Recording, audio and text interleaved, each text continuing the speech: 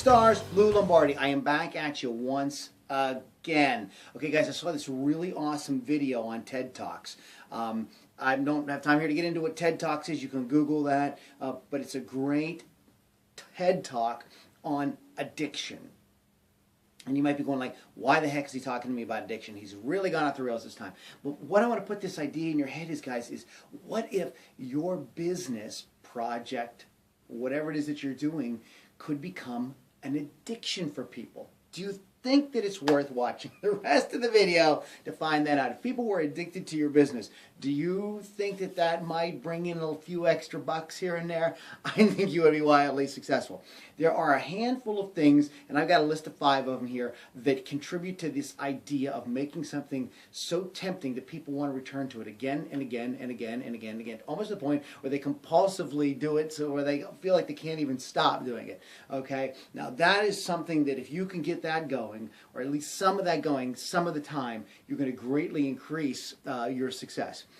We'll do 5 here, okay? And please watch the video below. I usually just put links to my own stuff here, but this is a link to this other video, this TED Talk. I think you guys are really going to enjoy it. Okay, anyways, let's get right into it.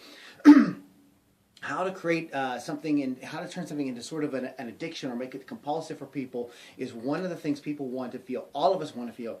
And that is significant. We all want to feel like, yes, I matter, I'm important. So if you could wrap that into what it is you're doing, if you could add an element of creating a feeling of significance for your audience, customers, fans, whatever, you are greatly going to increase the reason for people wanting to come back to you over and over and over and over. Okay, significance. Number 2, I have a little list here, I'm glancing. Okay, so number 2 is certainty. People want to know that certain things are going to happen over and over and over. They do something, they know this is going to happen.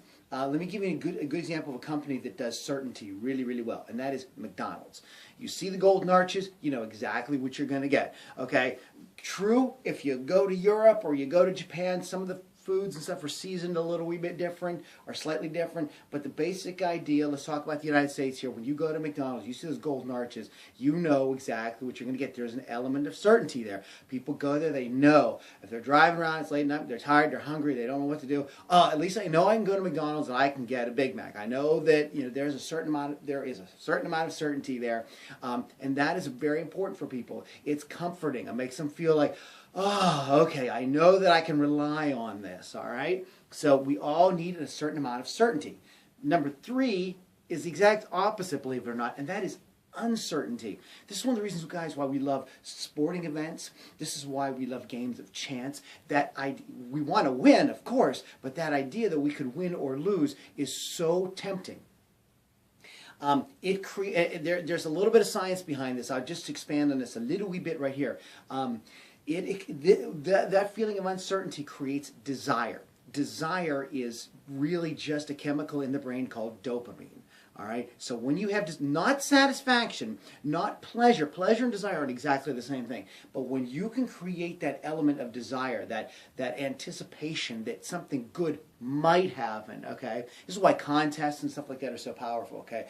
People will return to that over and over and over and over again. They'll keep pulling that arm on that slot machine, so to speak, okay? Because there's that chance that they can win, even though they don't win every time. So there's a balance between certainty and uncertainty that all human beings have to have. It is a basic need. The number 4, I believe, is connection. We all want to feel connected. And there's a really good reason for that. This goes back to basic survival. Human beings are not born with, fangs and claws and everything. We can't just like jump out of the womb and go right out into the world and survive. It doesn't work that way. We need to be nurtured. We need to be part of a group. And actually, we become more powerful and we grow even faster when we work in groups, okay?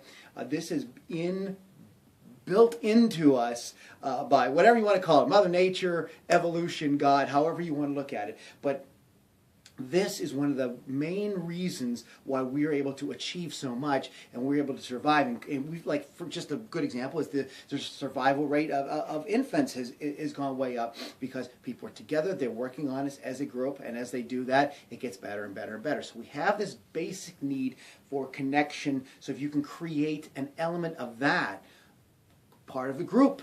Get people involved in your business and make them feel like they are part of a team or a group, or in a good example are like churches. You become part of a congregation. People love that. They want to have that feeling of. We all do. When I say people, I mean myself. We all want that feeling of being connected. And the last one I'm going to mention here is growth, change. We want to feel like we're getting somewhere. We want to feel like we're accomplishing something.